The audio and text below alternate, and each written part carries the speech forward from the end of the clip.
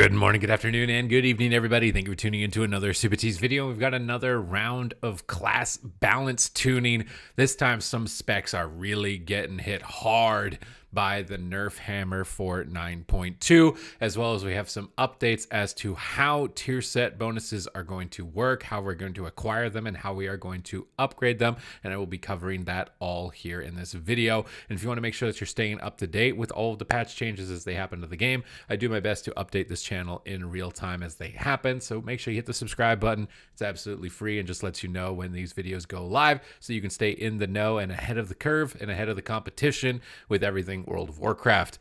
Now let's get started here. First off, in this class tuning, you're going to be happy that Death Knights are actually receiving a small buff as a Death Knight player. Your 4-set bonus is now going to be Soul Reaper grants 25% damage, up from 20% from minions below 35% health, so a minor buff. A little bit of a bug fix for Demon Hunters of the Venthyr variety so that your Sinful Brand is no longer going to be overwritten by a lower duration Sinful Brand when applied with Metamorphosis. And our first round of the Nerf hammer is coming in very hard towards the Kyrian Druids, specifically running the Kindred's Affinity stat bonus for Druid has been reduced to 6%, down from 8, which means when it's doubled, it's only going to be 12. And the stat bonus to their partner is now 3%, down from 8. So even more than half to your partner. Your partner is going to be getting a lot less value out of this, which means only 6% haste or 6% verse when empowered, as opposed to 16% as it was. And with the PvP trinket bonus changing from amplifying the effects of versatility, which was a 40% nerf to this covenant, this is now an 55% or higher nerf to it as well, and it's a big nerf to it in PvE. I'm seeing basically all the boomkins around the world saying that the world is burning at this point, so a bit of a devastating blow here that could just completely unravel Balance Druid for the next patch. But if you're not a fan of the comps like DH Boomy and such, this is a pretty much direct nerf towards those types of compositions. Feral Druids are going to be very upset with their 4-piece changing to be now deals reduced damage beyond 8 targets because they were competing with all of the AoE classes, and now they're probably not going to. So Feral Druid, again, getting hit pretty hard by that. For survival, they fixed several issues that caused damage for the step bonuses to be higher than intended. So just some bug fixes, but a little bit of a nerf regardless. And now for monks, Bone Dust, Bruise, Necrolord ability, damage and healing effectiveness has been increased to 40%, and the ability can no longer critically strike. So a little bit of a nerf to the burst potential of the Bone Dust Brew from the monks, and a pretty big nerf to Venthyr monks. So now the legendary will only reduce the cooldown of Fallen Order by 2.5 seconds when you crit, down from 5. So pretty big nerf for anyone that was running the Mistweaver, I think in particular for Venthyr, but all monks as well. So some pretty big nerf hammers so far. As we move down here, we're going to see even more nerfs towards the priest this time around for Necrolord. So if you're a Shadow Priest, I think a lot of Shadow Priests were running this. The Rattling Mage's Unholy Bolt damage has been reduced by 40%. And Brooding Cleric Stitch Wounds healing has been reduced by 5%. So a big nerf to Necrolord Shadow Priest. Insanely big nerf to it.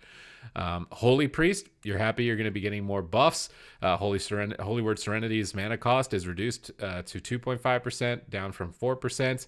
And Holy Word Sanctified's mana cost reduced to 3.5%, was 5%. Wait, is that a buff or a nerf? Mana cost reduced to 2.5%. That is a buff.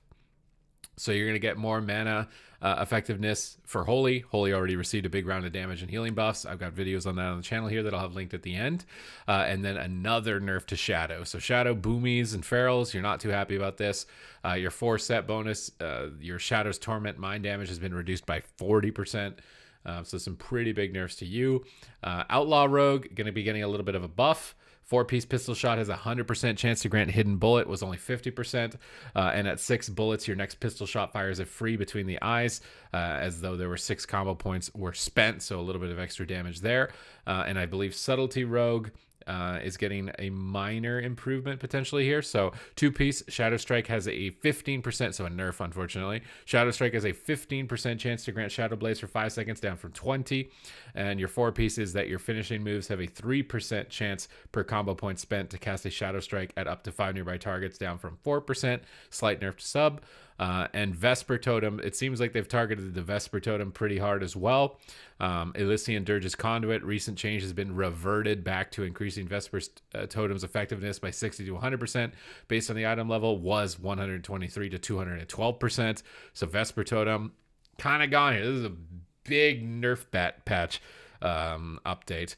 Enhancement Shaman, you're getting some love. The mana cost of your Lava Lash is being reduced significantly down to 0.8% from 4. Your Crash Lightning is getting reduced down to 1% from 5.5. Your Fire Nova is down from 5.5 to 1. Wind Fury Totem mana cost down to 1.5 down to from 12. So this might open up some options to heal more, as well as maybe run Bloodlust again in PvP through the Honor talents. So Enhance got some love. Maybe not all nerfs.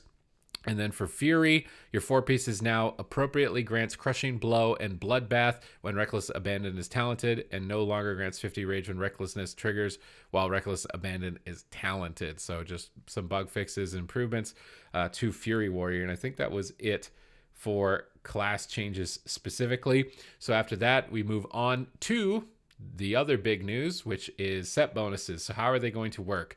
They're going to be like the old school tokens for tier, and they're broken down like this: Mystic, Venerated, Zenith, and Dreadful. So Druid, Hunter, Mage going to be sharing tier. Paladin, Priest, Shaman going to be sharing tier. Monk, Rogue, Warrior sharing tier. Demon Hunter, Death Knight, and Warlock sharing tier. And you can acquire these from the Mythic Raid or from your vault. That is how they are going to only be acquirable at this point in time. It is until that they initialize the creation catalyst, which is like a forge where you can put your item that you have, any type of item in a specific tier slot, into the forge and convert it into a tier piece. And you can upgrade it if it's one of the Mythic Plus pieces that can be upgraded, or it's a PvP piece that can be upgraded to whatever your PvP rating is. And I saw some interesting questions on Twitter, one from Vinruki, which was, what if you get a Raid Finder tier piece? Can you use the PvP vendor upgrade system to upgrade it to your PvP rating? That may be one way, if it is possible, to get an easy piece of tier. If you're a PvP player, right, and you don't have a raiding guild, to jump into Raid Finder, grab some Raid Finder tier set bonuses, and just upgrade them based on what your PvP rating is. This may be a faster and more efficient way to do it if it's possible. Kind of feel like it's not with some of the wording, because it seems like the piece needs to have an upgrade path from PvP or Mythic Plus, and I don't think that the raid gear has that same upgrade system, but we'll have to see.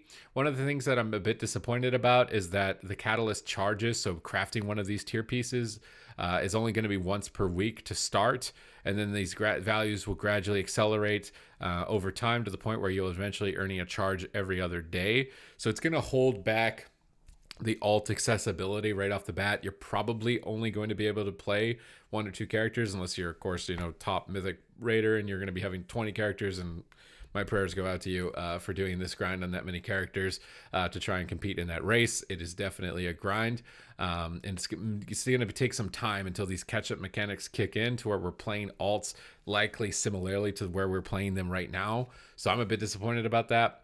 And I'm not a fan of RNG loot.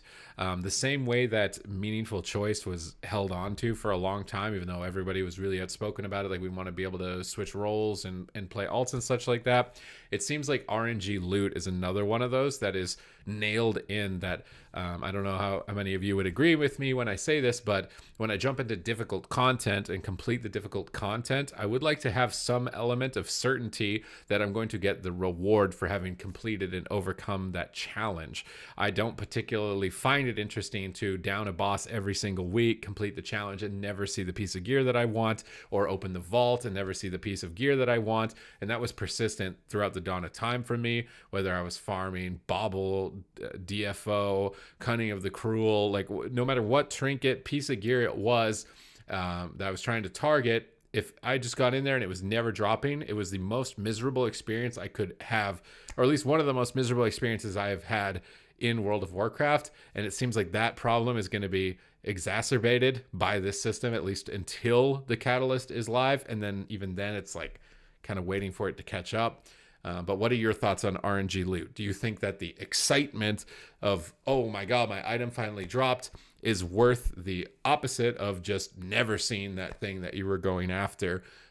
For me, it's not worth the downside. I'd like to even some certainty over time, like killing a boss 4 times gives you currency to buy the thing that it drops eventually or something like that. So you've got the little random excitement, but you know you're going to be working towards that targeted reward at least eventually. And I think even Venruki could attest to running Mind Quickening Gem and TBC so many times for over a year, I think, and seeing it after that point to the level of ridiculousness that it can truly become with RNG loot. But that's it for the news. Sorry to those classes that got nerfed. I know I'm feeling that one a little bit deep here. We've got the tier set update. And other than that, thank you very much for watching the video. I do stream every day on twitch.tv/Supatease. So if you want to catch some viewer games, some 0 to Heroes, some rank 1 push games, very intense and fun, good time over there, twitch.tv/Supatease. And other than that, thank you very much for watching the video. I will catch you in the next one.